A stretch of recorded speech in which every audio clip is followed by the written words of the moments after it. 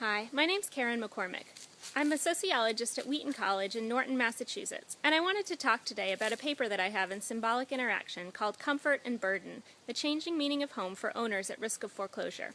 I became interested in the meaning of home in the early years of the foreclosure crisis, when millions of Americans became at risk of losing their houses. I was interested because home ownership is very frequently correlated with a sense of security and control. Security for the long term for oneself and one's children, and also control over the physical space, where they can park, where their children can play, and the like.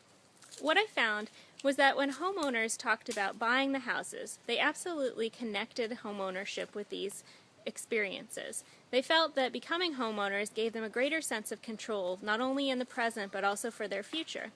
And they felt that their long-term security and the likelihood of their children going to college and having a successful life was increased by homeownership. When people began to talk about the prospect of losing their houses, both of these came into conflict. On the one hand, their long-term security was at risk.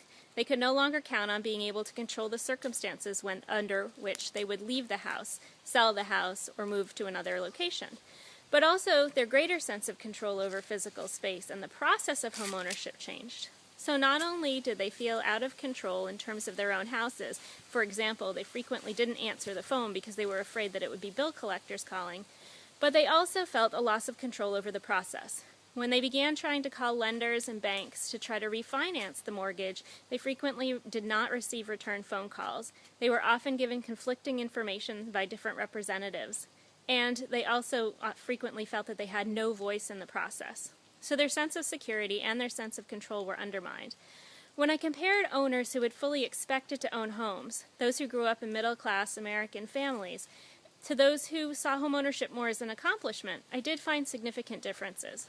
For those who had always expected to own homes, the prospect of foreclosure represented a threat to their financial future and a threat to their sense of security in the house.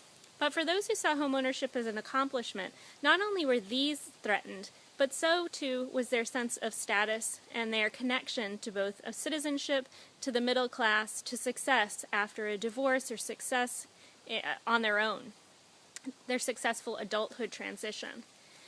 These issues and more are explored in my paper, and I hope that you enjoy reading it. Thank you.